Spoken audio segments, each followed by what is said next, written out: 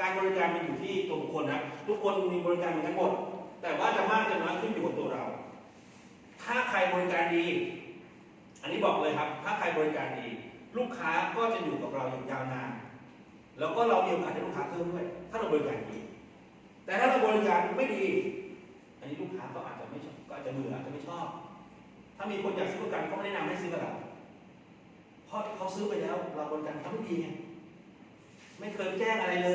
ยซื้อไปแล้วจบหายเงียบไปเลยหายไปเลยโทรบอกทีตอนไหนรู้ไหมตอนจะจ่ายเงินแล้วเด้อจะครบหมดแล้วเด้อจ่ายด้วยเด้อแค่นี้เพราะฉะนั้นการบริการอยู่ที่เราเนี่ยก็จะมีการแตกต่างลองสังเกตง่ายๆร้านกาแฟตอนนี้มันมีร้านกาแฟร้านหนึ่งที่มาเปิดที่ฝั่งเราคือสตาร์บัคใครเคยลองมาชิมกันบ้างครับมีไหมที่ภาคใต้ถ้าใครไม่เคยลองดูไม่ใช่ให้ลองชิมให้ลองไปดูบริการเขาที่สตาร์บัคเวลาเราสั่งกาแฟเขาจะเขียนชื่อเราติดเลยเขาเขียนชื่อติดเลยครับแล้วพอกาแฟเราได้ปุ๊บเนี่ยเขาก็จะแจ้งชื่อเราเขาจะไม่มีคิวที่52เราจะเรียกชื่อเลยครับเขาจะเรียกชื่อเราอันนี้คือหนึ่งในการบริการที่สตาร์บัคเขาทำกันแบบนี้ถ้าเป็นที่ไทยนะครับนอกจากเรียกชื่อแล้วบางทีจำเลยครับว่าคนนี้เคยกินอเมริกาโน่คนนี้เคยกินคาปูชิโน่ถ้าวันนี้มาเขียนไว้เลยครับเขาจะถามเขาจะไม่ถามว่าวันนี้รับอะไรดีคาปูชิโน่เย็นใช่ไหมครับน้องเรื่องว่าลูกค้าจะเปลี่ยนแต่เขาเห็นปุ๊บอันนี้อเมริกาโน่ใช่ไหมครับเหมือนเดิมใช่ไหมครับอันนี้คือการบริการแล้วลูกค้าก็จะติดใจกันตรงนี้ทำให้ที่แพงครับเนี่ยอันนี้คือการบริการนะครับเพราะนั้นอยู่ที่เราครับว่าเราจะบริการแบบไหนไม่ได้บังคับว่าต้องบริการให้ดีทุกคนไม่ต้องบังคับนะครับแต่ถ้าเราบริการดีสิ่งที่มันจะตามมาเดี๋ยวเราก็จะเห็นนะครับตัวแทนที่ใครบางคนเนี่ยเขาขายลูกค้าไปแล้วเนี่ยเขามีชื่อลูกค้าเลยชื่อวันเดือนปีเกิดพอถึงวันเกิดปุ๊บโทรไปแฮปปี้เบิร์ธเดย์เลยไม่ต้องมีของขวัญแต่แค่โทรไปแฮปปี้เบิร์ธเดย์คนแรกตอนเช้าเลยโทรไปเลยแฮปปี้เบิร์ธเดย์ลูกค้านี่ฮะแค่นี้แต่บางคนถ้าเกิดมากกว่านั้นก็รู้จักเติมไปมากกว่าอาจจะของขวัญไม่ให้ของวันเกิดซื้อของขวัญจากบริษัทเนี่ยที่มีโลโก้บริษัทนะครับไปแล้วไม่ได้ประโยชน์ไม่ใช่ซื้อโอ้เค้กไปเลยแต่ไม่ได้มีเลยเกี่ยวข้องกับบริษัทเลยทำเค้กครับให้เขียนแปะหน้าเป็นโลโก้บริษัทให้มันได้ประโยชน์ให้เขารู้ว่าเฮ้ยเนี่ยนี่คือตัวแทนประกันชีวิตถ้าลูกเขาเปิดรูปมีญาติพี่น้องมาอยากซื้อประกันเขาก็โทรหาเรานี่แหละให้ไปขายให้ก็ต้องบริการดีนะครับอันนี้ยกตัวอย่างให้ดูนะครับข้อที่3รักษาความลับของผู้เอาประกันภัยก็คือรักษาความลับของลูกค้าครับอันนี้สำคัญเลยนะครับแล้วเราต้องไปรู้ความลับอะไรของลูกค้าใช่ไหมถูกต้องนะสำหรับคนที่เคยขายประกันมาแล้วจะรู้ดีว่าเราจะต้องไปรู้ความลับของลูกค้าครับเพราะเวลาไปขายประกันครับหลังจากคุยกันแล้วแล้วลูกค้าซื้อแล้วเราต้องให้ลูกค้ากรอกแบบฟอร์มเขาเรียกว่าแบบฟอร์มใบคำขอประกันก็คือใบสมัครทำประกันนั่นแหละให้ลูกค้ากรอกเพราะบริษัทต้องเอาข้อมูลตรงนี้ครับมาพิจารณาแล้วกับลูกค้าตัวแทนไม่ต้องไปจูงมือลูกค้ามาที่บริษัทนะแต่ให้บริษัทพิจารณามาเป็นหนุนตัวบริษัทที่ขายไม่ต้องลูกค้านั่งอยู่ที่บ้านได้เลยบริษัทแค่พิจารณาจากเอกสารนะครับแค่เอกสารเดี๋ยวช่วงหนึ่งน้องมาอธิบายให้ฟังว่ามีอะไรบ้างนะครับบริษัทที่หน้าตรงนั้นครับในแบบฟอร์มตรงนั้นในเอกสารตรงนั้นครับมันจะมีข้อมูลเยอะแยะมากครับประมาณ3 ปลายข้อซึ่งเป็นข้อมูลที่สำคัญลูกค้าต้องตอบเพราะฉะนั้นเราต้องถามจำเป็นด้วยต้องถามรายรับรายจ่ายอายุนะครับอาชีพประวัติการเจ็บป่วยรักษาต้องถามเขาทั้งหมดเลยซึ่งมันเป็นเรื่องส่วนตัวของเขาครับอันนี้มันเป็นเรื่องส่วนตัวเรื่องความลับนะครับแต่เขาต้องบอกด้วยเงื่อนไขต้องบอกแต่พอเรารู้แล้วเราไม่ควรเอาไปเปิดเผยไปเผยแพร่อย่างเช่นยกตัวอย่างง่ายๆเลยเรื่องรายรับเขาโอ้โหไปเจอลูกค้ามีรายรับปีละ5 ตื้ออย่างเงี้ย มีอะไรรับเข้ากระเป๋าปีละ5 ตื้อเขาบอกว่ามีอะไรรับปีละ5 ตื้อเราเขียนในแอปนะครับปีละ5 ตื้อลูกค้าซื้อประกันค่าธรรมเนียม100 ล้านเนี่ยโอ้โหดีใจมากถ่ายรูปเลยถ่ายรูปข้อมูลลูกค้านะครับโพสต์เฟซบุ๊กทันทีขอบคุณลูกค้าคนสำคัญที่ให้เกียรติให้ความมั่นใจกับบริษัทให้ความมั่นใจกับตัวแทนนี้ด้วยวงเงินเท่านี้ค่าธรรมเนียม100 ล้านแต่ไปถ่ายรูปข้อมูลเขาครับแปะขึ้นเป็น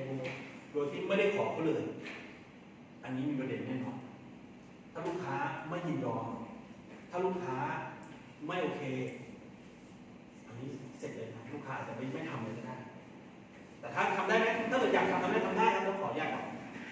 ขออนุญาตของลูกค้าขออนุญาตเอารูปนี้ไปโพสต์เฟซบุ๊กได้ไหมเพื่อเป็นการเชิญชวนเพื่อเป็นการย้ำเตือนนี่ทำได้ครับแต่ต้องขอก่อนนะต้องขอก่อนเพราะฉะนั้นไอ้เรื่องการรักษาความลับตรงนี้ครับเราต้องทำนะครับต้องทำห้ามเอาไปเผยแพร่นะครับห้ามเผยแพร่รวมถึงของบริษัทของเนี่ยทั้งหมดเลยนะครับอย่างที่ผมบอกก็เหมือนกับข้อ 1เลยนะครับรักษาความลับของลูกค้าอันนี้จำเป็นมากนะครับเรื่องความลับนี่ข้อมูลสุขภาพของลูกค้านี่เรื่องจำเป็นเลยมันเป็นสิทธิส่วนบุคคลนะครับเขาสามารถฟ้องเราได้เลยไม่รู้ที่นี่สามารถทำได้หรือเปล่าในการฟ้องร้องในเรื่องของสิทธิเนี่ยการเอาข้อมูลส่วนตัวไปเปิดเผยนะแต่ในประเทศไทยนี่กระจุยกระจายแน่นอนไปฟ้องกระจุยกระจายแน่นอนครับถ้าแบบว่าเอาข้อมูลไปเปิดเผยโดยที่ไม่ได้บอกไม่ได้ขอก่อนแม้กระทั่งเอารูปไปโพสต์เนี่ยครับเขาก็ฟ้องกันแล้วครับเรียกร้องค่าเสียหายกันแล้วนะครับเพราะนั้นอันนี้สำคัญนะครับข้อที่4ครับเปิดเผยข้อความจริงของผู้เอาประกันภัยในส่วนที่เป็นสาระสำคัญในการพิจารณารับประกันยาวนิดหนึ่งแปลง่ายๆอันนี้เราต้องไปรู้ความลับของลูกค้าใช่ไหมต้องไปถามข้อมูลเขาครับอายุเท่าไหร่วันเดือนปีเกิดยังไงรายได้เท่าไหร่เป็นโรคนี้ไหมข้อ4ก็คือต้องเน้นย้ำครับว่าให้ลูกค้าตอบความจริงห้ามตัวห้ามโกหกห้ามหลอกอันนี้เคยเป็นพยาธินี้เคยเป็นก็บอกว่าเคยเป็นเคยสูบยาก็บอกว่าต้องติ๊กว่าเคยสูบต้องบอกว่าเคยสูบเคยดื่มเครื่องดื่มแอลกอฮอล์ก็ต้องบอกว่าเคยดื่มหรือว่าดื่มอยู่นะครับอันเนี้ยต้องระวังให้ดีนะครับต้องระวังให้ดีข้อนี้นะเราไม่สามารถไปบังคับให้ลูกค้าเราไม่รู้หรอกครับว่าลูกค้าตอบจริงหรือไม่จริงถูกไหมฮะถ้าลูกค้าตอบว่าอันเนี้ยไม่เคยดื่มเบียร์เลยเราไม่รู้หรอกทั้งที่ในใจเราคิดว่ามันเป็นไปไม่ได้อะแต่เราไม่รู้ครับถ้าลูกค้าตอบว่าไม่เคยก็คือไม่เคยแต่ด้านนี้ของเราคือคุณลูกค้าครับขออนุญาตอธิบายเพิ่มเติมนิดนึงถ้าลูกค้าบอกว่าไม่เคยดื่มนะครับเดี๋ยวจะติ๊กในแอปเนี่ยว่าไม่เคยดื่มแต่ถ้าเกิดว่าบริษัทตรวจสอบเจอภายหลังว่าลูกค้าเคยดื่มในกรณีที่ลูกค้าเสียชีวิตหรือลูกค้าไปตรวจสอบเจอว่าลูกค้าเคยดื่มเครื่องดื่มแอลกอฮอล์อันนี้บริษัทจะยกเลิกสัญญาแล้วก็คืนค่าธรรมเนียมทั้งหมดให้ลูกค้ากลับคืนไปถือว่าสัญญาเป็นราคาครับถือว่าลูกค้าเนี่ยผิดเงื่อนไขในการให้ข้อมูลในการเป็นครับมีหลายๆเคสที่ลูกค้าเสียชีวิตแล้วไม่ได้เงินรวมเงินรับประกันนะทำไว้50 ล้านยังไม่ได้50 ล้านครับได้แค่ค่าธรรมเนียมที่จ่ายมาคืนไปด้วยเหตุผลตรงนี้ไม่ได้แถลงไม่ได้แจ้ง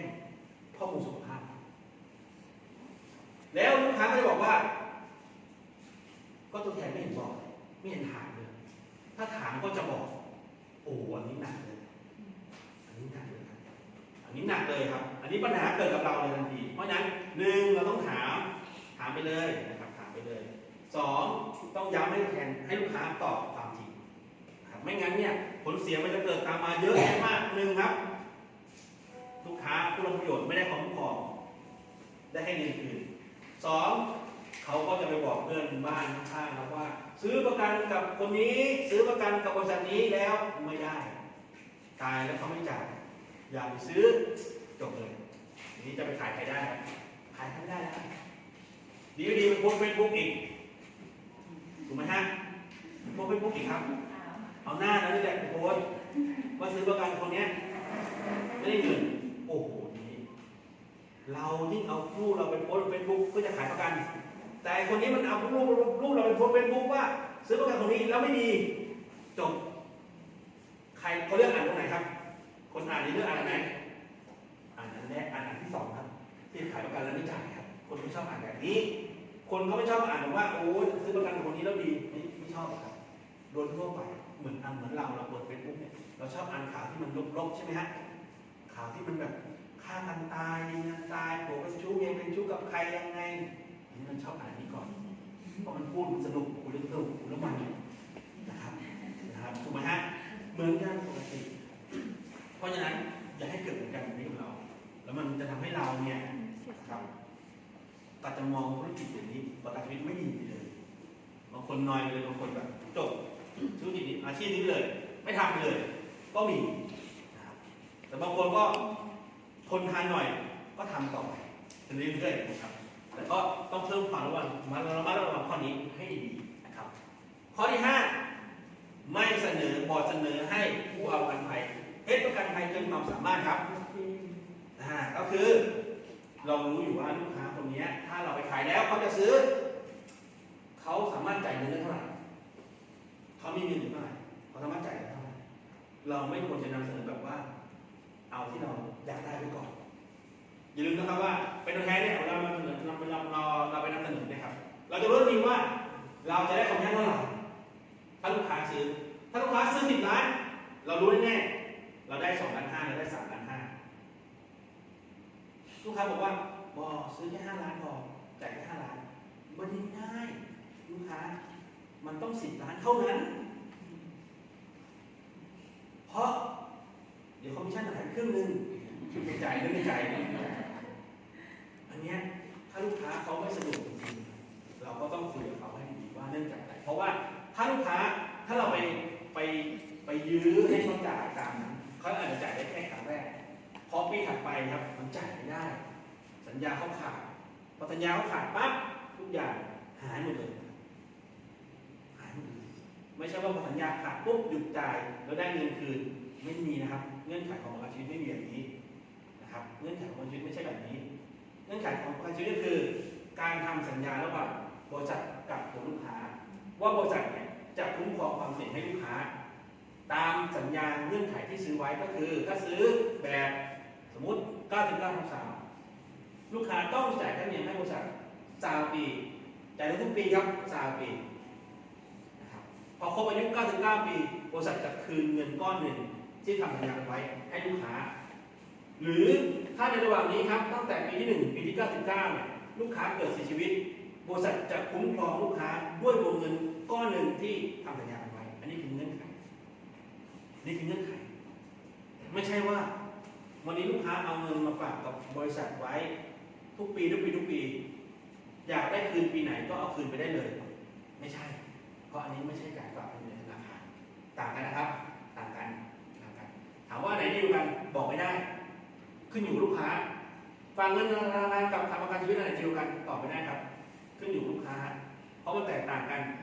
ฝากเงินธนาคารคือปีนี้เอาเงินฝาก10 ล้านปีที่2เอาเงินฝาก10 ล้านปีที่3เอาเงินฝาก10 ล้านรวมแล้วนะครับ30ใช่ไหมปรากฏว่าครบ3 ปีปุ๊บไม่อยากฝากแล้วอยากเอาคืนก็ถอนคืนได้30 ล้านบวกกับดอกเบี้ยใช่ไหมใน3 ปีที่ผ่านมาก็ได้ไปแต่ประกันชีวิตฝากปีนี้10 ล้านฝากปีนี้10 ล้านฝากปีนี้10 ล้านแล้วจะมาถอนคืน30 ล้านได้ไหมไม่ได้ครับไม่ได้เพราะต้องจ่ายให้ครบหรือเสียชีวิตแล้วแตกต่างไงถ้าฝั่งธนาคารฝากปีนี้10 ล้านฝากปีที่2 10 ล้านฝากไปแล้ว3 ล้านใช่ไหม20 ล้านปรากฏว่าเกิดเสียชีวิตลูกค้าเนี่ยเกิดเสียชีวิตเงิน20 ล้านที่ฝากไปแล้วผมบอกพร้อมกับดอกเบี้ยนี่ครับญาติพี่น้องพ่อแม่ญาติพี่น้องต้องมาทำเรื่องที่ธนาคารเพื่อขอเบิกเงินออกไปเนื่องจากคนนี้เสียชีวิตถูกไหมครับได้คืนเท่าไหร่20บวกกับดอกเบี้ยจบอันนี้คนนี้เสียชีวิตนะแต่ถ้าเกิดทำประกันชีวิตฝากประกันชีวิตครับฝากปีแรกเป็น20 ล้าน10 ล้านฝากที่2เป็น10 ล้านเป็น20 ล้านเกิดเสียชีวิตบริษัทจะจ่ายตามวงเงินที่ทำสัญญาไว้ครับถ้าปีละ10 ล้านทำที่วงเงิน200 ล้านบริษัทก็จ่ายคืนให้200 ล้านครับไม่ได้จ่าย20 ล้านอันนี้คือข้อแตกต่างของบริษัทกับต่างประเทศ ต้องครับทำวันนี้บริษัทคุ้มครองวันนี้บริษัทรับอนุมัติวันนี้พรุ่งนี้เสียชีวิตได้เลยได้เลยนะไม่ได้บอกว่าลูกค้าเสียชีวิตเลยนะได้เงินเลยครับแต่ถ้าภายในระยะเวลา2 ปีเนี่ยภายในเวลา2 ปีนะครับนับจากวันที่บริษัทอนุมัติเนี่ยภายในระยะเวลา2 ปีเนี่ยถ้าลูกค้าเกิดเสียชีวิตเนี่ยบริษัทจะตรวจสอบก่อนทุกเคสว่าลูกค้าเคยเป็นพยาธิมาก่อนไหมโดยที่ไม่แจ้งนะบริษัทตรวจสอบหมดเลยนะครับว่าเป็นพยาธิมาก่อนไหมโดยที่ไม่แจ้งถ้าตรวจสอบแล้วไม่ได้เป็นอะไรมาก่อนนะครับแล้วเสียชีวิตเนี่ยไม่ได้เกี่ยวกับเรื่องการปกปิดการผิดเงื่อนไขก็จ่ายแล้วอีกตัวนึงคนโตก็ถ้ารู้ตัวว่าเห็นประกาศแล้วเห็นระหว่างประกาศคนป่วยเกิดเป็นหน้า โอเคเงื่อนไขเขาบอกว่าต้องไม่เป็นมาก่อนเพราะฉะนั้นถ้าซื้อแล้วไปเป็นอันนี้คุ้มครองหมดครับ100%แต่ต้องพิสูจน์ได้ว่าไม่เป็นมาก่อนนะคือถือว่าซื้อวันนี้ผ่านไป1 ปีไปตรวจเจอมะเร็งอย่างเงี้ยถ้าตายด้วยมะเร็งบริษัทจ่ายบริษัทจะมาดูว่าก่อนนั้นเนี่ยเคยไปตรวจแล้วเจอไหมถ้าไม่เจอก็จบบริษัทจ่ายแต่ถ้าเกิดว่าก่อนทำประกันไป2 เดือน 3 เดือนไปตรวจแล้วเจอว่าเป็นมะเร็งเพิ่งเจอว่าเป็นมะเร็งอย่างเงี้ยแล้วมาซื้อประกันแล้วไปตรวจอีกทีนึงไปเจอว่าเป็นเยอะแล้วเนี่ยอันนี้ไม่จ่ายบริษัทก็จะคืนเท่านี้ถือว่าเป็นมาก่อนโดยที่ไม่บอกแต่ถ้าเกิดว่าตอนซื้อเนี่ยเขียนในแอปว่าเป็นมะเร็งไปตรวจเจอมะเร็งเมื่อ2 เดือนที่แล้วบริษัทก็จะพิจารณาอีกแบบนึงครับอาจจะไม่รับเลยหรือว่าอาจจะถ้าไปตรวจเพิ่มว่าเป็นอย่างไรอันนี้มันก็ขึ้นอยู่กับการพิจารณาต่อไปนะครับเพราะฉะนั้นเนี่ยสำคัญเลยคือ1ต้องแจ้งถ้าเป็นการต้องแจ้งแต่ถ้าเกิดไม่เคยเป็นอะไรมาก่อนเลยแล้วไปตรวจเจอทีหลังอันนี้บริษัทคุ้มครอง100%คุ้มครองครับนะครับข้อที่ 6บอกลดหรือเสนอลดค่าในหน้าเพื่อเป็นการจูงใจให้ลูกค้าซื้อประกันครับยังไงไปข้อนี้เราไม่รู้แล้วเราไม่ต้องอธิบายข้อนี้อธิบายหน่อยเผื่อเราจะคิดได้นะครับว่าทำแบบนี้ห้ามทำก็คือเราขายประกันเนี่ยเรารู้ใช่ไหมครับว่าเราไปขายประกันลูกค้าคนนี้ถ้าลูกค้าซื้อ10 ล้านเราได้คอมมิชชั่นแน่ๆ2.5 ล้านหรือ3.5 ล้านได้แน่ๆถ้าลูกค้าจ่ายเงินปั๊บได้แน่ๆครับเงินเข้ากระเป๋าแน่ๆ2.5 ล้านหรือ3 ล้านพอเรารู้แบบนี้ลูกค้าไม่ซื้อเพื่อเป็นการสร้างแรงจูงใจก่อนที่ลูกค้าจะตัดสินใจโอนเงินลูกค้าครับลูกค้าโอนเงินวันนี้ตอนนี้เลยเนี่ยเดี๋ยวน้องลดให้1 ล้านจาก10 ล้านจ่ายให้9 ล้านพอน้องลดให้1 ล้านจะให้9 ล้านพอนะครับพิเศษเลยสำหรับเอ้ยวันนี้เลยพิเศษเลยเคสแรกแห้งหมาเลยเนี่ยเพิ่งต่อรหัสมาเนี่ยลดให้1 ล้านเอาเล็กน้อยนึงทำไมเราก็พักแต่เองเพราะเรารู้แล้วว่าถ้าลูกค้าจ่าย10เราจะได้3.5 ล้านเสียไปสัก1 ล้านเป็นไรไหมไม่เป็นไรเราได้2.5 ล้านทำงานขายแป๊บเดียวเนี่ยจบแค่นี้ได้แค่2.5 ล้านกำไรไหมกำไรแต่ห้ามทำแบบนี้นะเพราะลูกค้าต้องจ่ายค่าธรรมเนียมเต็มจำนวนที่คิดไล่ไว้คิดได้10 ล้านต้องจ่าย10 ล้านคิดได้5 ล้านต้องจ่าย5 ล้านคิดได้1 ล้านต้องจ่าย1 ล้านครับนะครับและส่วนถ้าลูกค้าจ่ายมาแล้วบริษัทอนุมัติแล้วบริษัทจ่ายคอมมิชชั่นให้แล้ว3.5 ล้านท่านจะเอาเงิน3.5 ล้านไปเปย์ให้กับลูกค้ายังไงอันนี้เรื่องของท่านได้เลยแล้วแต่ได้เลยครับถือเป็นการบริการหลังการขายแล้วกันได้เลยได้หมดเลยเพราะเงิน3.5 ล้านเป็นค่าคอมมิชชั่นเราจ่ายให้ตัวแทนไปแล้วตัวแทนจะทำอะไรก็ได้ครับจะไปซื้อของขวัญให้ลูกค้าจะพาลูกค้าไปเลี้ยงข้าวได้หมดจะเอาไปจ่ายคืนลูกค้าสัก3 ล้านก็ได้เก็บไป500,000ก็ได้ไม่ว่าเลยอันนี้ไม่ว่าเลยแต่ต้องทำหลังจากที่สัญญาอนุมัติแล้วนะครับอันนี้ถือเป็นการบริการนะครับมีหลายๆท่านนะก็ตอนเอาสัญญาไปมอบก็ซื้อกระปุกออมสินต้มหมูให้ลูกค้าก็เข้าของมิชชั่นซื้อทำได้นะแต่ห้ามแจ้งลูกค้าว่ามีส่วนลดมีอะไรนู่นนี่นั่นมันจะไม่มีประกันชีวิตจะไม่มีส่วนลดนะครับค่าธรรมเนียมซื้อปีแรกถ้าเป็นสัญญาประกันชีวิตสัญญาหลักนี่นะประกันชีวิตเนี่ยคุ้มครองชีวิตเนี่ยซื้อปีแรกจ่ายเท่าไหร่ ปีต่อไปต้องจ่ายเท่าเดิมครับตามเนี้ยเป็นครบสัญญาเป็นครบกำหนดนะครับไม่มีเพิ่มไม่มีลดไม่มีเพิ่มไม่มีลดอันนี้เฉพาะสัญญาหลักนะเดี๋ยวมันจะมีสัญญาเพิ่มเติมอีกอันนั้นเดี๋ยวค่อยว่ากันอันนั้นมันมีลดมันมีเพิ่มนะครับเพราะฉะนั้นข้อ6เราไม่ควรมาถึงว่ามีลดค่าคอมมิชชั่นมีลดค่านู่นนี่นั่นไม่ต้องบอกแล้วไม่ต้องบอกก่อนนะเดี๋ยวคืนค่าคอมให้ 10% 5% ไม่ต้องบอกครับไม่ต้องบอกลูกค้าไม่รู้แล้วค่าคอมคืออะไรเราไม่ต้องบอกครับเราไปทำจากที่เราเรียบร้อยแล้วดีกว่าอนุมัติแล้วอันนี้เนี่ยลูกค้าก็จะได้ใจนิดหนึ่งถูกไหมโอ้ตอนแรกไม่เห็นบอกเลยอันนี้เซอร์ไพรส์มีของขวัญให้ด้วยนะครับทีนี้เวลาเขามีญาติเขาก็เขาอยากจะให้ซื้อกับเรานุ่นของขวัญให้แกเพราะเคสต่อไปก็ถามว่าแล้วมีอะไรให้ต่อไปเคสนี้ ก็อันนี้ที่อยู่ของเราเราสามารถทำได้เลยนะครับข้อ 7 ครับไม่แนะนำให้ผู้ประกันภัยยกเลิกสัญญาเดิมแล้วมาซื้อกับใหม่กับเราตอนนี้เราจะลูกค้าที่เขามีประกันอยู่แล้วซื้อประกันอยู่แล้วครับนะครับแล้วเขาจ่ายคำนึงอยู่นะครับแล้วก็จะบอกว่าอ๋อมีประกันอยู่แล้วไม่สนใจไม่ซื้อนะครับเราก็จะถามเขาจ่ายเท่าไรยังไงอ๋อที่จ่ายแล้วยึดจ่ายเลยเดี๋ยวมันซื้อกับน้องดีกว่าของน้องดีแบบนี้อย่าทำแบบนี้นะครับเพราะลูกค้าจะเสียประโยชน์สัญญาที่เขายกเลิกไปเนี่ยเขาจ่ายมาแล้วไม่รู้กี่ปีถ้าเขายกเลิกปุ๊บมันจบมันหายเลยนะครับมันหายเลยนะครับเขาไปซื้อใหม่กับเราเนี่ยเขาได้ผลประโยชน์ใหม่กับเราถูกต้องแล้วอันนี้ถูกต้องแต่ว่าของเก่าของเขาจะมันจะสูญหายและจะเสียผลประโยชน์ไม่ควรทำลองนึกดูว่าสมมุติลูกค้าคนนี้ซื้อประกันกับเราไว้วันนี้คือดีหนึ่งแทนคนไหนไม่รู้มาบอกลูกค้ามายุลูกค้าให้ยกเลิกสัญญาที่ซื้อกับเราไว้แล้วไปซื้อใหม่คนอื่น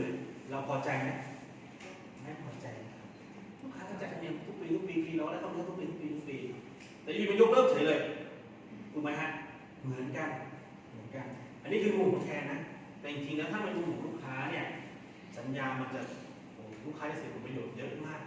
เพราะฉะนั้นไม่ควรทำข้อ 8 ครับไม่กล่าวร้ายว่าร้ายครับผมตัวแทนบริษัทอื่น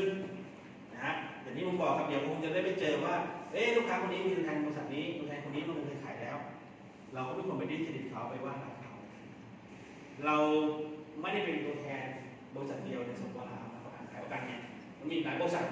มีตัวแทนหลายบริษัทครับแต่บริษัทเราเนี่ยมีตัวแทนเยอะสุดแล้วแค่นั้นเองนะครับเพราะฉะนั้นเราอาจจะไปเจอก็ไม่ควรที่จะไปดิ้นเครดิตเขาไปกล่าวร้ายไปว่าร้ายเขาว่าคนนี้ไม่ดีหรอกอย่าไปสนใจอย่าไปฟังอย่าไปซื้อปล่อยเขาไปเขาคุยอะไรก็ปล่อยเขาไปเราก็นำเสนอในส่วนของเรานะครับข้อที่ 9 ศึกษาความรู้ครับข้อนี้ข้อที่ 10 ครับประพฤติตนให้อยู่ในศีลธรรมประเพณีอันดีงามซึ่งดำรงไว้ซึ่งเกียรติของอาชีพนี้อย่างที่ผมบอกในเบื้องต้นอาชีพนี้เป็นอาชีพที่มีเกียรติมีศักดิ์ศรีนะครับไม่ใช่ว่าอยู่ดีใครจะทำก็ได้นะครับเพราะฉะนั้นเราก็ต้องสร้างเกียรติสร้างศักดิ์ศรีของเราไว้ในฐานะการเป็นตัวแทนนะสังเกตนะครับว่าเนี่ยหลังๆมาเนี่ยการเป็นตัวแทนเขาจะสอนว่าบุคลิกต้องมีทุกอย่างต้องได้ต้องดีนะครับอันนี้มันเป็นสิ่งที่ถูกปลูกฝังในการเป็นตัวแทนว่าบุคลิกภาพต้องได้ความน่าเชื่อถือต้องมีอันนี้คือ10 ข้อของจรรยาบรรณนะครับที่เราต้องพึงปฏิบัติต้องทำตามนี้ทำในอาชีพในการเป็นตัวแทนของการชีวิตนะครับไปต่อครับทีนี้แล้วทำไมเราถึงต้องขายประกันชีวิตเรารู้ว่าเราอยากมีรายได้แล้วจะไปขายยังไงทำไมคนหนึ่งเขาต้องซื้อประกันนะครับขายยากไหมประกันชีวิตจะขายยากไม่ยากมาดูตรงนี้ครับการที่คนเขาจะซื้อประกันชีวิตเนี่ยนะครับมันจะมีอยู่เหตุผลไม่เยอะเหตุผลที่ซื้อไม่เยอะส่วนใหญ่คนที่ซื้อประกันชีวิตครับเขาซื้อเพราะความจำเป็นในชีวิตเขาเนี่ยเขาบอกว่าในช่วงชีวิตคนคนหนึ่งครับไม่รู้ว่าใครวางแผนหรือไม่วางแผนการใช้ชีวิตหรือเปล่าไม่รู้แต่ในช่วงชีวิตคนคนหนึ่งครับตั้งแต่เกิดจนถึงเสียชีวิตเนี่ยนะครับตั้งแต่เกิดเลยนะครับที่จริงตั้งแต่อยู่ในท้องนะครับผม ผมอยากจะลากเส้นไปตรงนี้เลยตั้งแต่อยู่ในครรภ์หรือท้องเนี่ยจนถึงเสียชีวิตเนี่ยมีค่าใช้จ่ายทั้งหมดถูกต้องไหมครับถูกต้องครับมีค่าใช้จ่ายทั้งหมดเลยทุกอย่างในนี้เส้นนี้คือเส้นของค่าใช้จ่ายรายจ่ายเป็นค่าใช้จ่ายทั้งหมดเลยแต่มันจะมีอยู่ช่วงชีวิตช่วงหนึ่งครับที่เป็นที่สามารถสร้างรายได้ทำเงินก็คือช่วงนี้22 ถึง 65ช่วงนี้คือช่วงทำงานหาเงินสร้างรายได้นะครับแค่นี้นะครับเพราะได้เห็นว่าสัดส่วนรายจ่ายกับรายได้มันน้อยมากเลยความเสี่ยงมันตกไปอยู่ตรงที่รายจ่ายทั้งหมดเลยความเสี่ยงมันตกไปอยู่ที่ทั้งหมดเลยเพราะฉะนั้นเนี่ยประกันชีวิตเนี่ยครับมันก็จะมาช่วยเติมเต็มตรงเนี้ยเติมเต็มช่วงนี้ครับช่วงนี้มาช่วยเติมเต็มช่วงนี้ให้รายได้มันกระจายออกนะครับไม่ให้รายจ่ายมันทับผมมากจนเกินไปเพราะถ้าเกิดว่าคนนี้ที่หารายได้ตรงนี้ถ้าเขาเป็นคนที่หารายได้ทั้งหมดของครอบครัวเป็นเสาหลักของครอบครัวด้วยอันนี้ยิ่งจำเป็นเลยครับเพราะถ้าเกิดคนนี้หายไปปุ๊บในครอบครัวจบเลยมีปัญหาทันทีนะซึ่งเห็นมาจากหลายๆครอบครัวที่มีปัญหานะครับเห็นมาจากหลายๆครอบครัวที่มีปัญหานะครับเพราะฉะนั้นอันเนี้ยนะเป็นที่มาที่ไปว่าทำไมคนต้องซื้อประกันแล้วทำไมตัวแทนต้องไปขายประกันเพราะอยู่ดีๆเนี่ยครับคนจะมาขอซื้อประกันกับบริษัทเลยไม่มีน้อยครับไม่มีครับไม่มีตั้งแต่เปิดบริษัทมาประมาณเกือบ6 ปีเนี่ยนะครับคนที่เดินมาซื้อประกันกับบริษัทเลยเนี่ยต้องบอกว่ามีไม่ถึง100 คนที่เหลือเนี่ยเป็นประมาณ10,000 20,000 คนเนี่ยตัวแทนไปขายนั่นเลยครับตัวแทนขายนั่นเลยเพราะลูกค้าเขาอยากได้ข้อมูลตัวแทนต้องอธิบายข้อมูลนะครับเพราะฉะนั้นเนี่ยเหตุผลที่คนทำประกันครับเขาเรียกว่าถ้าเป็นภาษาประกันเขาเรียกสมการของประกันชีวิตครับมีอยู่4 ตัวเหตุผล4 ข้อที่ทำไมคนถึงต้องทำประกัน 1. อายุสั้นเกินไปอันนี้ผมไม่ได้มาขายให้ทุกท่านซื้อประกันนะให้ท่านเอาไปคุยว่าเนี่ยทำไมลูกค้าถึงต้องซื้อประกันเพราะ 1. ครับอายุสั้นเกินไปเราไม่รู้ว่าเราจะตายวันไหนใช่ไหมครับไม่รู้ว่าจะเสียชีวิตวันไหนไม่รู้ว่าจะไปวันไหนในบัตรประจำตัวในสมรภูมิมันไม่มีระบุวันที่เสียชีวิตเพราะฉะนั้นมันกำหนดไม่ได้พอมากำหนดไม่ได้ปั๊บประกันชีวิตก็จะมาช่วยคุ้มครองความเสี่ยงตรงนี้ในเรื่องของอายุสั้นเกินไปคุ้มครองตรงนี้ซึ่งประกันชีวิตเนี่ยนะครับถ้าในเรื่องของอายุสั้นเกินไปเนี่ยมันจะเรื่องคุ้มครองชีวิตล้วนๆเลยเพราะฉะนั้นเหตุผลตรงนี้ครับคำว่าอายุสั้นเกินไปนะครับถ้าเราจะไปขายต้องไปขายให้กับคนที่เขามีห่วงไปขายให้คนที่เขามีคนที่รักนะครับเพราะคนที่ซื้อเนี่ยครับไม่ได้ใช้แน่นอนคนที่ซื้อประกันเนี่ยไม่มีโอกาสใช้เงินแน่นอนคนที่ซื้อประกันเนี่ยซื้อไว้เพื่อที่จะเอาไว้ให้คนข้างหลังเอาไว้ให้ลูกให้เมียให้ญาติให้พ่อให้แม่ให้พี่ให้น้องเพราะถ้าอายุสั้นในเรื่องของอายุสั้นเกินไปนี่คือต้องเสียชีวิตเท่านั้นครับถึงจะมีเงินก้อนอันนี้เราต้องแยกให้ถูกเราต้องไปคัดลูกค้าให้ถูกโดยส่วนใหญ่คนทั่วไปครับซื้อประกันก็อยากใช้เงินเองถูกไหมครับความคิดของเขาคืออยากใช้เงินเองครับอยากเก็บเงินเอาไว้ใช้น้อยคนที่จะซื้อประกันแล้วเนี่ยซื้อไว้เอาไว้ให้ลูกเอาไว้ให้เมียเอาไว้ให้พ่อเอาไว้ให้แม่ถ้าตายไปพ่อแม่มีเงินใช้ลูกมีเงินใช้น้อยคนที่คิดแบบนี้ถ้ามีคนไหนคิดได้แบบนี้ซื้อแน่นอนประกันเขาซื้อแน่นอนถ้ามีคนคิดได้แบบนี้นะว่าอยากจะเก็บเงินไว้สักก้อนนึงเอาไว้ให้ลูกได้เรียนให้จบเก็บเงินสักก้อนนึงเอาไว้ให้ลูกเนี่ยได้ใช้ชีวิตต่อเก็บเงินสักก้อนนึงเอาไว้ให้พ่อให้แม่ยามที่เราไม่อยู่ยามเกิดเหตุฉุกเฉินกับเราถ้ามีคนคิดได้แบบนี้เขาซื้อประกันแน่นอนแล้วเราจะไปคุยยังไงให้เขาคิดได้แบบนี้เราก็จะยกตัวอย่างแบบนี้นะครับอายุสั้นเกินไปนะครับเห เหตุการณ์เกิดขึ้นอะไรไม่รู้นะครับอันนี้เป็นสภาพรถของคุณพลอยทุกคนนะครับคุณหมอนครับคุณหมอนเกิดอุบัติเหตุนะครับ แต่ไม่ตายโชคดีไปนะครับแต่โชคดีที่เหมือนคือคุณหมอเขามีประกันชีวิตแล้วมีประกันสุขภาพสภาพรถแบบนี้อันนี้มีรถเขานะครับไปไปกับเพื่อนเขาไปทำงานต่างจังหวัดต่างแปดนี่แหละแต่จังหวัดนะครับตัวรถเกิดอุบัติเหตุเขามีประกันสุขภาพนอนไป3 เดือนโรงหมอ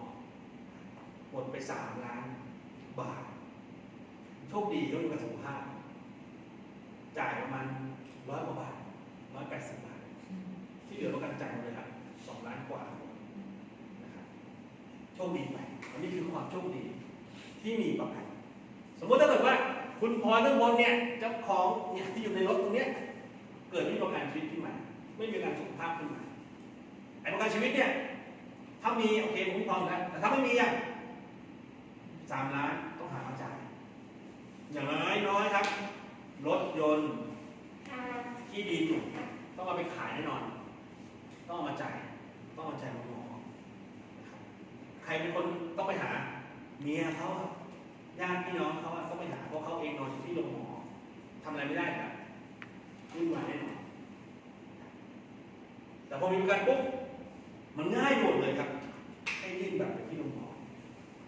แค่นั้นเองยุ่งยากก็แค่เมียเขาก็ไปหาบัตรในกระเป๋าตังค์มาแล้วก็ไปยื่นให้คุณหมอแค่นั้นเองอันนี้คือความสะดวกของประกันชีวิตของประกันสุขภาพอันนี้เป็นตัวอย่างครับถ้ากลับกันถ้าไม่มีมันก็มีความยุ่งยากทั้งหมดในชีวิตเลยอันนี้คือสาเหตุที่ทำไมคนถึงต้องทำประกันชีวิตทำไมเราถึงมีโอกาสขายได้ก็เพราะอย่างนี้แหละครับเราไปคุยเนี่ยเขาจะไม่นึกถึงหรอกว่าจะเกิดขึ้นกับเขาเนี่ยผมว่าไม่เกิดหรอกไม่เป็นไรหรอกยังไม่ตายคนชอบพูดแบบนี้ถูกต้องนะเขายังไม่ตายเขาไม่ยืนแน่นอนมันก็สามารถไปขายได้ต่อว่าถ้าอายุสั้นเกินไปขายไม่ได้ก็ไปขายอายุยืนเกินไปแสดงว่าได้จะอยู่จนแก่เฒ่าใช่ไหมจะอยู่ถึง100 ปีใช่ไหมถ้าไม่ตายก่อนเนี่ยถ้าไม่ไปก่อนแสดงว่าอยู่อายุยืนใช่ไหมเอาเมื่อกี้บอกว่าก็ยังไม่ตายหรอกขายประกันบอกยังไม่ตายหรอกไม่ซื้อเอาเท่านั้นแต่แสดงว่าอายุยืนใช่ไหมถ้าอายุยืนจะดีไหมมีเงินสักก้อนหนึ่งเอาไว้ใช้ตอนแก่หาเงินได้ไหมล่ะไปทำงานได้ไหมไม่ได้แต่ถ้าซื้อประกันไว้มีเงินให้มีเงินไว้ดีไหมเนี่ยมันก็เอาไปขายได้อีกมันก็บล็อกได้ทางหนึ่งแทนที่ลูกค้าจะหลบหนีไปทางนี้เราก็ไปดักรอไว้เลยเราก็ไปดักรอเลยเอาตรงนี้อายุยืนเกินไปนี่นะครับเอาไปดักรอไว้อายุยืนเกินไปก็มีปัญหาค่าใช้จ่ายต่างๆครับค่าอาหารค่ายาค่าน้ำค่าไฟค่าโทรศัพท์มือถือทุกเรื่องเข้ามาซึ่งที่เราต้องจ่ายเองถ้าเรามีลูกดูแลก็ดีไปแต่ถามว่าถ้ามันขาดเงินขึ้นมาไปขอลูกเพิ่มได้ไหมอาจจะขอได้ถ้าลูกดีหน่อยแต่ถ้าลูกไม่ดีหน่อยก็ขอไม่ได้เงินเดือนยังไม่ออกเลยมันก็ลำบากแต่มันก็สร้างความลำบากใจให้กับเนี่ยคนแก่คนเนี้ยถูกไหมครับแต่ถ้าเกิดว่าคนแก่คนเนี้ยไม่ต้องง้อลูกเลย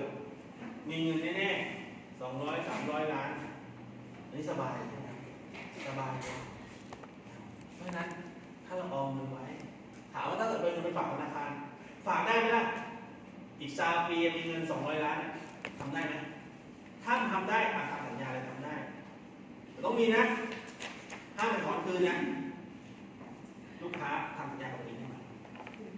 ถ้าลูกค้าทำสัญญากับตัวเองไม่ได้ไม่มั่นใจในตัวเองว่าจะเก็บเงินได้200 ล้านอีก3 ปีข้างหน้าไม่สามารถเก็บเงินได้ให้บริษัทช่วยเก็บให้ไหมบริษัทST กรุงไทยประกันภัยจะช่วยเก็บให้อยากมีเงิน200ใช่ไหมบริษัทหัวอีก45 ล้านทำไหมเป็น245นี่เอาซาวที่ผมไปขายได้เลยเนี่ยครับมันก็เป็นไอเดียกันครับแต่เราต้องรู้รายละเอียดทั้งหมดก่อนถึงจะทำได้นะครับไม่ใช่ว่าตรงเนี้ยอยากขายได้เลยนะครับจำที่ผมพูดไปขายได้เลยโดยที่เราไม่รู้แบบประกันเลยอันนี้ก็ยาก เราต้องไปดูรูปแบบประกันก่อนด้วยต้องรู้รูปแบบประกันด้วยเราถึงเอาไปได้ไอเดียการขายได้ไอเดียการขายมีหลายแบบครับแบบประกันหนึ่งแบบขายได้หลายแบบแล้วแต่ขึ้นอยู่กับสถานการณ์ของเราไม่ใช่ว่าจะขายแบบนี้จะเอาไอเดียนี้ไปขายมันใช้ไม่ได้ทุกคนใช้ไม่ได้ทุกคนนะอายุยืนเกินไปก็เป็นปัญหาประกันชีวิตก็มาช่วยได้ช่วยตอบโจทย์นี้ได้นะครับพิการอันนี้ชัดเจนครับ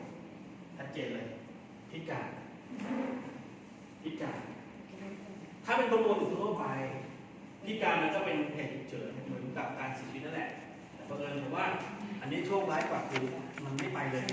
มันจะยังอยู่ต่ออยู่ใช้ชีวิตต่อโดยที่ความลำบากเพิ่มขึ้นความยากลำบากเพิ่มขึ้นคนพิการใช้ชีวิตอย่างยากลำบากเพิ่มขึ้นนะครับถ้าหนึ่งเลยมีคนจ้างงานไหมคนพิการมีอาจจะน้อยมากไม่มีถ้ามีอาจจะน้อยครับสำหรับบางที่เขาให้สิทธิ์กับคนพิการเพื่อช่วยเหลือคนพิการแต่น้อยมากครับน้อยมากจริงๆแทบไม่มีว่าง่ายๆอย่างมากแค่ที่ไทยก็ขายลอตเตอรี่ขายหวยขายเลขทำอาชีพได้แค่นี้นะครับทำอะไรไม่ได้เลยรายได้ไม่มีพอรายได้ไม่มีปุ๊บความลำบากก็เยอะใช่ไหมครับคนพิการเนี่ยเขาต้องมีอัมติดคนอื่นเยอะเพราะฉะนั้นเขาไม่มีรายได้ความสะดวกตรงนี้มันก็หายหมดแต่ถ้าเกิดว่าเขามีประกันชีวิตหนึ่งเขาจะมีรายได้อยู่เขายังมีรายได้อยู่เขายังมีคุณค่าของชีวิตอยู่นะครับเพราะฉะนั้นเนี่ยประกันชีวิตครับก็มาช่วยเรื่องของการพิการได้ครับเนี่ยก็เหมือนกันนะครับค่าทุกอย่างประกันชีวิตก็จะช่วยเขาได้แต่ไม่ใช่ว่าไปขายคนพิการนะไม่ใช่นะครับไปขายคนดีนี่แหละแต่เราไปขายเดียวว่าถ้าเกิดเหตุการณ์ไม่คาดฝันขึ้นมาแล้วมันไม่ถึงขั้นเสียชีวิตมันพิการไปเนี่ยจะใช้ชีวิตต่อยังไงให้มีความสุขการที่เราจะใช้ชีวิตให้มีความสุขได้เราต้องมีอะไรครับเอาจริง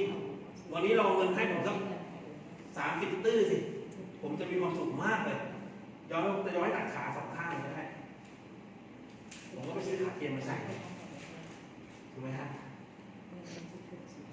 ยอมจ่ายนะว่า30 ตื้นถ้ามีเงินมันก็สามารถบรรดาลความสุขได้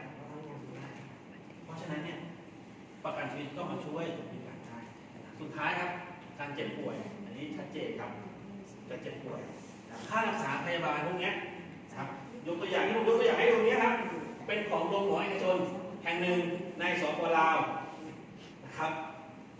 ถ้าท่านจะไปใช้ที่โรงหมอนี้ท่านเตรียมไว้หรือยังเงินตรงนี้ผมเชื่อว่าหลายๆคนครับส่วนมากไม่เคยได้เตรียมเงินเอาไว้เป็นค่ารักษาของตัวเองเลยถูกไหมครับแม้กระทั่งผมเองผมก็ไม่เคยเตรียมไม่มีบัญชีสำหรับครับเงินไม่มีบัญชีสำหรับค่าเจ็บป่วยเป็นเบิกแต่บัญชีนี้ไม่มีใช้บัญชีเดียวเบิกหมดใช้หมดเดียวนะครับไม่มีมีไหมมีใครในห้องนี้ไหมครับว่าเก็บเงินไว้แล้ว100-200 ล้านเอาไว้เป็นค่ารักษายามเจ็บป่วยมีไหมฮะไม่มีครับเอามาใช้ซื้ออื่นหมดแล้วสั่งเครื่องหมดแล้วขอยืมสั่งเครื่องก่อนพอดีของไว้ขอยืมเอาไปสั่งจ่ายของก่อนแต่เราเตรียมแบบนี้หรือยังดีนะโควิดมันเบาลงไปแล้วยิ่งช่วงโควิดหนักๆนี่โอ้โหตรงนี้นี่ต้องเตรียมเลยครับมีโรงหมอหนึ่งเนี่ยในสปป.ลาวนี่แหละตอนที่ช่วงโควิดแรงๆนะครับถ้าเป็นโควิดนะถ้าจะจับไปรักษาที่โรงหมอนี้เนี่ยต้องมีเงินมัดจำ33 ล้านหวานก่อนถึงจะเข้ารักษาได้นะครับถ้าไม่งั้นเขาไม่รับงั้นไปรักษาที่อื่นไปนอนที่อื่นถ้าจะรักษาที่นี่ต้องวางเงิน33 ล้านก่อนส่วนค่ารักษาเท่าไหร่เดี๋ยวค่อยว่ากันนะครับพอมีลูกค้าของเราเนี่ยเคยไปรักษาที่นี่ครับเป็นโควิดนะครับเป็นโควิด14 มื้อเต็มเลยครับ14 มื้อหมดค่ารักษาไป148 ล้านม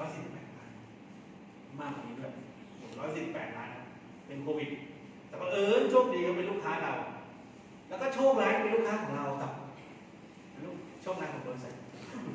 มีโชคดีของลูกค้าที่ซื้อประกันของเราไปซื้อแบบเหมาจ่ายไปบริษัทจ่ายทั้งหมด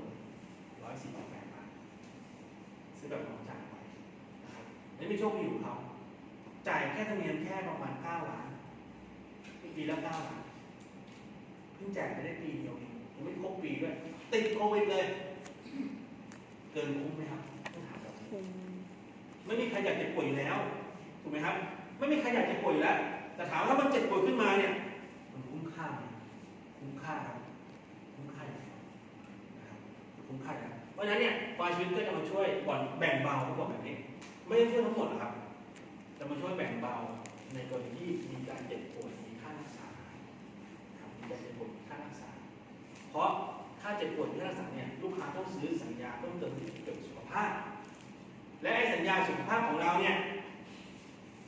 สุขภาพคนต้องบอกว่าการเจ็บป่วยกับการเสียชีวิตเนี่ยอันไหนเสี่ยงมากกว่ากันครับที่จะเกิดเจ็บป่วยเพราะมันเสี่ยงเยอะการเงินก็สูงเงื่อนไขก็เยอะง่ายๆตรงไปตรงมานะครับโดยหลักการบริษัทถ้าเสี่ยงเยอะถ้าเรียมสูงนะครับความยุ่งยากเยอะเงื่อนไขเยอะนะครับเพราะฉะนั้นไอ้ประกันสุขภาพของเราเนี่ยมันเป็นการซื้อแบบคุ้มครองแบบปีต่อปีซื้อปีนี้ซื้อวันนี้คุ้มครองไปอีก1 ปีถ้าภายใน1 ปีนี้ไม่เป็นไรเลยจบก็ไปจ่ายธรรมเนียมใหม่ซื้อใหม่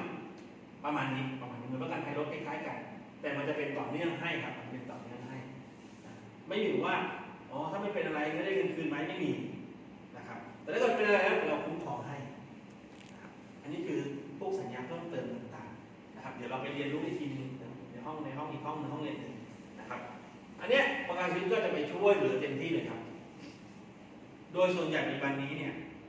นะครับคนที่ซื้อประกันชีวิตเขาก็จะดูตรงนี้เป็นหลักซื้อเพื่อรักษานะครับซื้อเพื่อรักษาอย่างของเราที่เราเนี่ยอาจจะยังไม่ค่อยเท่าไหร่อย่างซื้อเพื่อคุ้มครองมูลค่าของชีวิตอยู่ซื้อเพื่อวงเงินเอาประกันอยู่แต่ถ้าเป็นที่ยกอย่างที่ประเทศไทยแล้วกันหรือเกาหลีอย่างเงี้ยผมเคยทำงานบริษัทของเกาหลีครับของบริษัทไทยซัมซุงประกันชีวิตเป็นบริษัทประกันชีวิตของเกาหลีซัมซุงเนี่ยมือถือซัมซุงนี่แหละครับเขาเปิดบริษัทประกันชีวิตที่เกาหลีด้วยบริษัทใหญ่เลยครับเป็นบริษัทอันดับ1ของเกาหลีเลยธุรกิจซัมซุงที่เกาหลีเป็นธุรกิจใหญ่ที่สุดในเกาหลีมีทุกอย่างมีอู่ต่อเรือมีก่อสร้างมีโทรศัพท์มีเครื่องใช้ไฟฟ้ามีประกันชีวิตมีประกันชีวิตแล้วเขาได้มาเปิดสาขาที่ไทยผมก็เคยได้ไปทำงานที่บริษัทนี้ไทยซัมซุงประกันชีวิตครับแล้วเคยมีโอกาสได้ไปที่ประเทศเกาหลีไปดูที่ทำงานใหญ่บริษัทเขาคือทั้งตึกเลยทั้งตึกเลยครับมีประมาณ20 กว่าชั้นทั้งตึกด้านล่างเป็นห้างสรรพสินค้าครับชั้นล่างเป็นห้างสรรพสินค้าใหญ่นะครับข้างบนก็เป็นออฟฟิศนั่งงานมีห้องถ่ายทอดสดออกทีวีเป็นของตัวเองเขาสามารถสอนตัวแทนออกทีวีทั่วประเทศได้เลยยิ่งใหญ่มากใครได้ทำงานที่ซัมซุงที่เกาหลีต้องบอกว่าถือเป็นต้องบอกสุดยอดนะอย่างที่ลาวเนี่ยถ้าทำงานที่ไหนถือว่าแบบสุดแล้วอันเนี้ยเป็นที่คนใฝ่ฝันไม่สุดที่จะทำงานที่ไหนครับที่ไหนที่แบบทำแล้วได้เงินสูงสุดทำแล้วดูดีสุดทำแล้วคนนับถือคนอยากเข้าไปทำธนาคารนะธนาคารใช่ไหมครับถ้าเป็นเกาหลีคือซัมซุงถ้าเป็นที่ประเทศไทยก็ธนาคารหมอที่ไทยเพราะรายได้มันสูงนะครับมันก็จะเนี่ยพอเขามาทำประกันชีวิตเนี่ยที่เกาหลีเนี่ยเขาก็เอาธุรกิจนี้มาขยายที่ไทยมาเปิดที่ไทยมาทำที่ไทยนะครับเขาก็จะมีแบบประกันแบบนี้ที่คุ้มครองแบบนี้เกี่ยวกับเรื่องประกันชีวิตเนี่ยออกแบบให้ลูกค้าเลือกได้เลยลูกค้าอยากได้แบบไหนเลือกได้เลยflexible เลือกได้เลยของเรายังไม่ถึงขั้นนั้นของเราส่วนใหญ่ก็จะขายประกันชีวิตไปก่อนภาพอย่างแต่มันจะเริ่มมาเรื่อยๆสุขภาพ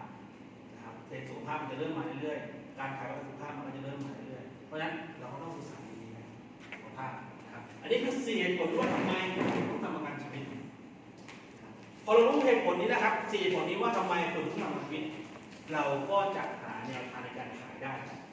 ว่าเราจะไปขายคนกลุ่มไหน ขายคนกลุ่มนี้ไหมเจ็บป่วยก็เอาเรื่องสัญญาเพิ่มเติมไปขายเขาครับว่าถ้าเจ็บป่วยไปก็ต้องมีค่ารักษาบริษัทจะจ่ายให้ไปนอนโรงพยาบาลบริษัทจ่ายคืนให้ด้วยก็ไปศึกษาเรื่องสัญญาเพิ่มเติมถ้ารู้พิการก็ไปขายเรื่องประกันชีวิตกับคุ้มครองชีวิตถ้าดูเรื่องอายุสั้นเกินไปอายุยาวเกินไปก็ไปขายคุ้มครองชีวิตเนี่ยครับเราก็จะได้ไปนำเสนอเขาได้เราต้องรู้สาเหตุก่อนว่าทำไมคนถึงต้องซื้อประกันและหัวใจหลักๆของการซื้อทำประกันชีวิตเลยครับ3 ข้อนี้ครับซื้อเพื่อคุ้มครองนะครับซื้อเพื่อคุ้มครองคืออะไรหลายคนบอกว่ามันเหมือนกันไหมซื้อเพื่อคุ้มครองชีวิตถ้าซื้อไปแล้วจะไม่ตายมันสามารถคุ้มครองชีวิตได้เหมือนการห้อยพักเครื่องเนี้ยเหมือนกันไหมไม่เหมือนนะครับซื้อประกันชีวิตไปเป็นตายเท่ากันนะไม่ใช่ว่าซื้อประกันชีวิตไปแล้วจะไม่ตายนะครับตายเท่ากันหมดนั่นแหละเพียงแต่ว่าคุ้มครองนี้หมายความว่าคุ้มครองมูลค่าชีวิตของคนที่ซื้อสมมุติว่าผมซื้อประกันไว้เนี่ยวงเงิน100 ล้านแสดงว่าที่ผ่านมาไม่รู้ปัจจุบันนี้มูลค่าชีวิตผมจะมีมูลค่า100 ล้านนับจากวันที่ซื้อประกันไปทุกวินาทีทุกวันทุกนาทีเลยที่ก้าวเดินออกไปเนี่ยมูลค่าชีวิตผมมีมูลค่า100 ล้านผมเกิดชีวิตขึ้นมาปุ๊บเอาตัวผมไปเผาปุ๊บเนี่ยเท่าเนี่ยมันจะฟูออกมาเป็นเงิน100 ล้านนี่ครับนี่คือมูลค่าของชีวิตแต่ถ้าเกิดว่าผมไม่มีประกันปุ๊บเอาผมไปเผาปุ๊บเท่าก็เอาไปลอยน้ำทะเลไปไม่เปิดฟุ้งกระจายไปหายหมดเลยครับเหมือนที่ใครเคยได้มาฟังไหมในห้องประชุมเขาบอกว่าห้องประชุมคิกออฟเมื่อวานเขาบอกว่าคนกับควายไม่ทำตาเนี่ยไม่ทำตาเขาบอกคนกับควายเราต้องอายควายนะเพราะจูงคนกับจูงควายมาเนี่ยถ้าเกิดมันตายไปเนี่ยคนเนี่ยไม่ฝังก็เผาแต่ควายนี่กินได้ยังกระดูกนี่แม่ทำตาเขาบอกแบบนี้นะกินได้ยังกระดูกครับเพราะฉะนั้นเนี่ยทำยังไงให้คนคนนี้มันมีมูลค่ามากกว่าควายก็ให้คนนี้มันซื้อประกันควายซื้อประกันไม่ได้นี่ข้อดีก็ดูตัวอย่างเราไม่ตัวอย่างไม่ตัวอย่างเช่นไม่ฟังแต่เราไปบอกลูกค้าอยู่แน่นะลูกค้าอยากจะเป็นควายอยากจะเป็นคนไม่ได้ครับไม่ได้นะไปขายแบบนี้ไม่ได้นะไม่ใช่บอกเอาไอเดียนี้ไปขายลูกค้าเลยไอเดียนี้มันสอนคนนี้ให้ไปขายไม่ได้ไปสอนไม่ได้ไอเดียไปขายลูกค้าครับลูกค้าจัดควายเพราะควายคนนี้มูลค่าในเราอะผมจบนะครับสุดท้ายแล้วคุณลูกค้าจะได้ถูกควายทุกคนจบเลยครับอันนี้นี่ตัวแทนต้องทำประกันไม่เยอะๆเลยเนี่ยครับซื้อเพื่อคุ้มครองคือคุ้มครองมูลค่าชีวิตถ้าเกิดเสียชีวิตไปปุ๊บชีวิตนั้นมันมีมูลค่าขึ้นมาซึ่งสัญญาที่จะมารองรับเหตุผลตัวนี้ก็คือพวกสัญญาประกันสัญญาหลักทั้งหลายอ่ะเพราะสัญญาหลักของเราทุกตัวคุ้มครองชีวิตหมดครับคือตายแล้ว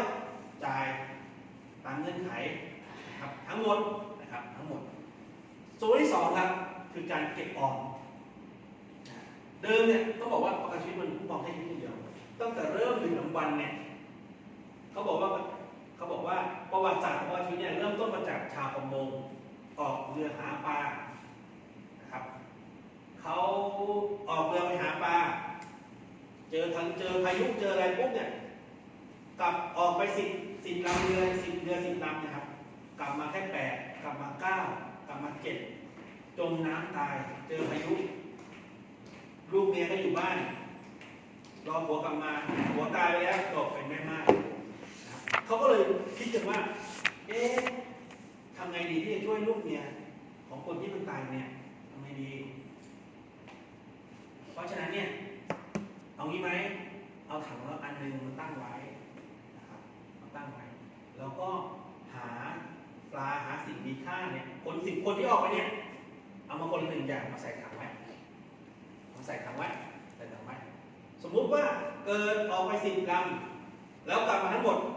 ก็ไม่เป็นไรไม่เกิดอะไรขึ้นก็ยังมีเหมือนเดิมแต่ถ้าเกิดออกไปแล้วกลับมาแค่9หายไป1 ลำเราก็ยกถังเนี้ยเอาไปให้ครอบครัวที่มันหายไป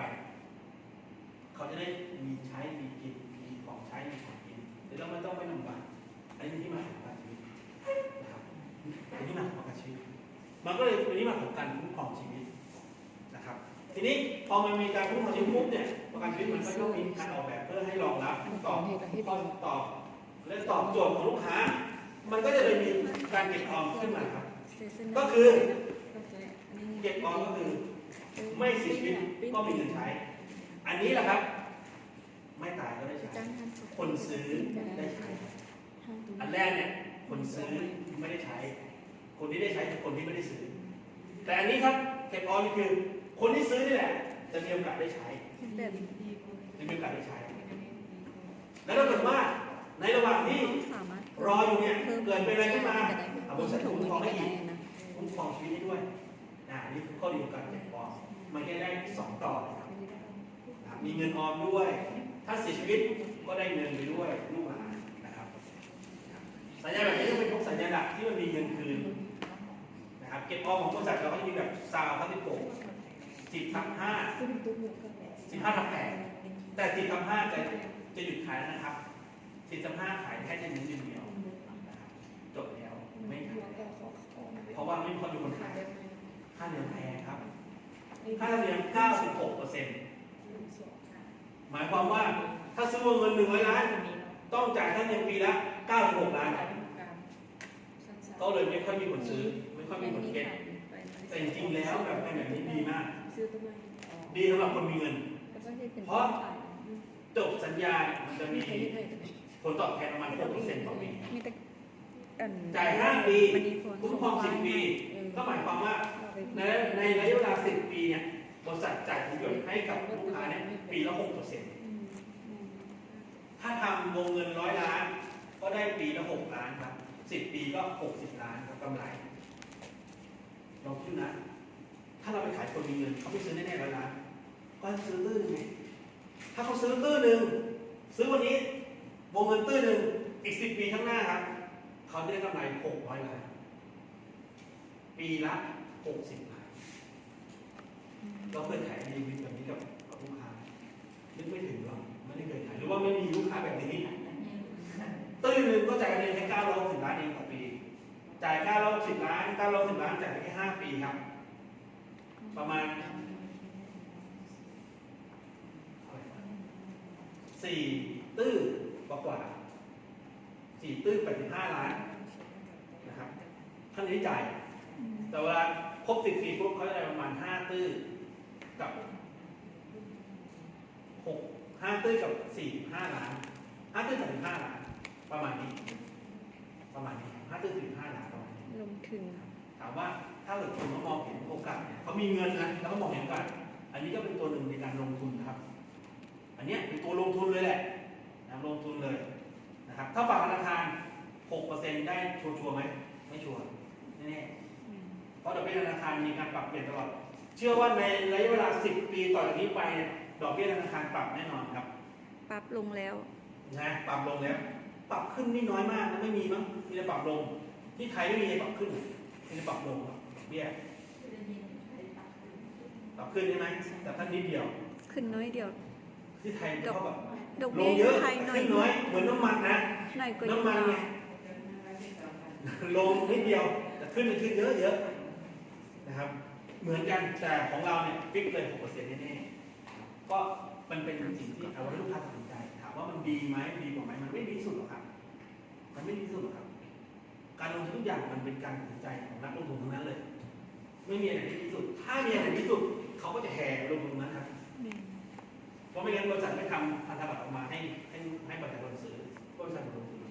เพราะว่าเขาก็ต้องแบ่งแยกออกไปกระจายการลงทุนกระจายความเสี่ยงออกไป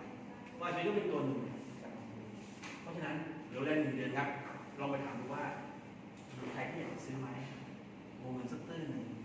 จ่าย910 ล้านเราไม่ต้องสนใจตรงนั้นว่าเขามีจ่ายไหมให้สนใจว่าถ้าเขาจ่ายเราได้อะไร960 ล้านคอมมิชชั่น 10% 96 ล้านขายแค่เดียว96 ล้านโอ้โหวันนี้ขึ้นได้3 รอบขึ้นได้3 รอบ90 ล้านนะครับอะไรก็เกิดขึ้นได้นะครับลองดูถ้าแต่เราต้องมีความรู้ถึงจะไปนำเสนอได้ต้องกล้านำเสนอไปเสนอคนมีเงินเนี่ยเสนอวงเงิน35 ล้านนี่ไม่ซื้อไหมไม่ซื้อครับ อ้ถ้าเจ้าเสียชีวิตไปเนี่ยบริษัทจะจ่ายให้35 ล้านไปขายเจ้าของห้างอักษร35 ล้านเนี่ยเขาจะซื้อไหมเขาไม่ซื้อครับเราก็ต้องไปคุยที่มันเป็นไปได้ ถามว่าเราคุยได้ไหมโอ้ยังเราจะไปคุยเขาได้เหรอคุยได้ครับคุ เดี๋ ย ยว ได้ เราเลยเนาะ เรากล้าหรือเปล่าเรากล้านำเสนอไหม วงเงินหนึ่ง เนี่ย เต้น ยังมีคนกล้าไปนำเสนอท่านประธานบริษัทที่อยู่ชั้น 9ครับให้ผมทำข้อเสนอไปให้รวบรวมเงิน500 ล้าน800 ล้านนะครับตื้นแค่จะมีคนนำเสนออยู่มา6 ปีไม่มีคนนำเสนอครับไม่มีคนคิดได้ดังนั้นที่จะไปนำเสนอมันนำเสนอได้หมดนะครับเพราะว่าบริษัทเรามันรับทั้งหมดครับเราไม่ได้มีกำหนดว่าเวลาสูงสุดเนี่ยวงเงินตื้น1 2 ตื้นไม่มีมันเปิดรับทั้งหมดเพียงแต่ว่าเราเนี่ยจะกล้าไปนำเสนอหรือเปล่านะครับถ้าเรานำเสนอได้มันก็ไม่ใช่บุญของเราไม่ใช่บุญของเราครับเพราะบริษัทจ่ายคอมมิชชั่นตามนั้นเลยขายมา960ก็จ่าย96 ล้านตามนั้นเลยนะครับไม่มีด้วยว่าคอมมิชชั่นสูงสุดจ่ายแค่นี้ไม่มีครับขายมาเท่าไหร่ก็จ่ายแล้วบริษัทมีเงินจ่ายเหรอมีแน่นอนบางคนมีข้อข้องใจว่าสมมติถ้าเกิดเก็บค่าเงินมา100 ล้านค่าเงินค่ารักษาบริษัทจะจ่ายให้ไหม35 ล้านเนี่ยจ่ายครับจ่ายให้แน่นอนแล้วเก็บค่าเงินมาตื้นล่ะขายไปสัก4-50 คนเนี่ยเก็บมาตื้นหนึ่ง310 ล้านมีจ่ายไหมมีแน่ๆนะครับถ้าไม่เชื่อครับลองไปขายดูลองไปขายดูครับคุณจะรู้ว่าจ่ายจริงไม่จริงนะครับเดี๋ยวไม่จบสวัสดิการครับก็คือเรื่องของสุขภาพเรื่องของค่ารักษานะครับลูกค้าที่เขามีความต้องการในเรื่องของค่ารักษาพยาบาลอยากมีค่ารักษาไม่อยากจ่ายเองอยากจ่ายน้อยๆก็สามารถซื้อประกันชีวิตที่เราเรียกว่าสัญญาเพิ่มเติมเอาไปช่วยแบ่งเบาตรงนี้ได้มันคงไม่ได้ช่วยทั้งหมดแต่สามารถช่วยแบ่งเบาได้จากค่ารักษา50 ล้านอาจจะเหลือแค่5 ล้าน2 ล้านที่ต้องจ่ายเองก็ได้หรืออาจจะไม่ต้องจ่ายเองเลยก็ได้นะครับถ้ามีประกันสุขภาพสัญญาเพิ่มเติมตัวนี้นะครับเดี๋ยวเราไปศึกษาดูนะครับเพราะส่วนใหญ่ผมว่าลูกค้าเนี่ยอยากมีแล้วล่ะไม่งั้นเนี่ยไม่มีข่าวว่าคนลาวไปซื้อประกันที่ประเทศไทยเยอะมากด้วยนะครับแม้กระทั่งตัวแทนเราเองเนี่ยตัวแทนเราเองนี่แหละไปซื้อประกันที่ประเทศไทยนี่ไงยกมือมองเพราะอะไรครับ1ความน่าเชื่อถือคิดว่าน่าจะต้องดีกว่าผมตอบให้เลย2การบริการโอ้บริการดีมากนี่ถ้าเป็นเจ็บป่วยในค่ารักษานี่โอ้โหถ้าจะพาไปส่งเป็นห้องผ่าตัดเลยนะครับอยู่ด้วยการบริการนะครับแล้วก็มีหลายๆคนที่เจอแบบว่าไม่ดีก็มีอันนี้ขึ้นอยู่กับตัวแทนแล้วนะครับต้องบอกขึ้นอยู่ไม่ใช่ขึ้นอยู่กับบริษัทประกันนะครับไอ้ที่เจอไม่ดีขึ้นอยู่กับตัวแทนแล้ว สิได้เห็นแบบเตะหลัก ล่าสุดครับมีตัวแทนท่านหนึ่งครับเอาบัตรประกันมาให้ผมบอกว่าเนี่ยเขาเคลมไปยังไม่ได้เงินเลย คือออก ครับ จาก 3 ล้าน แล้ว กว่ากี่เอง อย่างเงี้ย ยังไม่ได้เงินเลย เฮีย โทรไปที่บริษัทก็ไม่ได้โทรไป ใน ติด มือนี้เลยเป็น ปรากฏว่าเอาข้อมูลมาดูบริษัทเขาเปลี่ยนชื่อแล้วก็เปลี่ยนเบอร์แล้วก็เปลี่ยนเบอร์แล้วก็เป็นบริษัทเก่าที่ผมไปทำงานอยู่ก็โชคดีไปมาช่วยประสานงานให้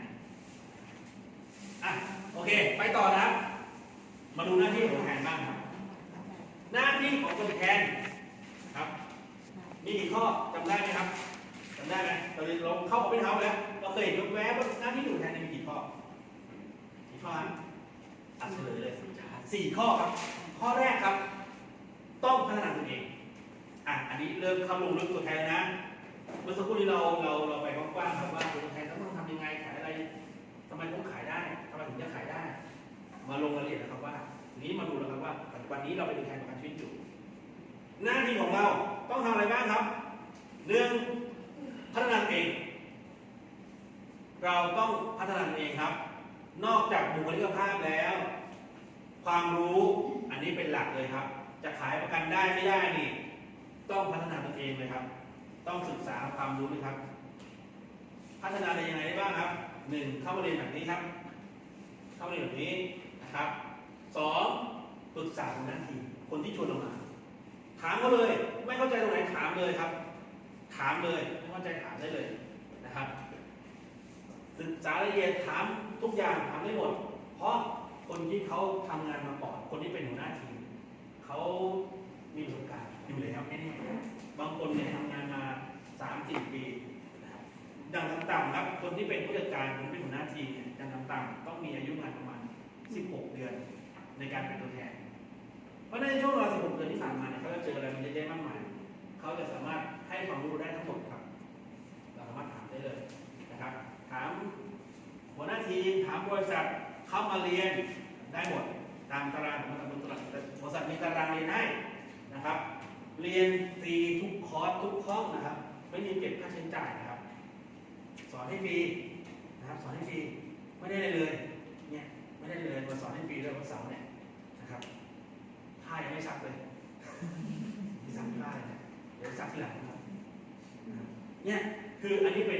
มันเป็นในส่วนของบริษัทที่บริษัทจะซัพพอร์ตตัวแทนบริษัทต้องทำทุกวิถีทางครับเพื่อให้ตัวแทนเนี่ยไปขายให้ได้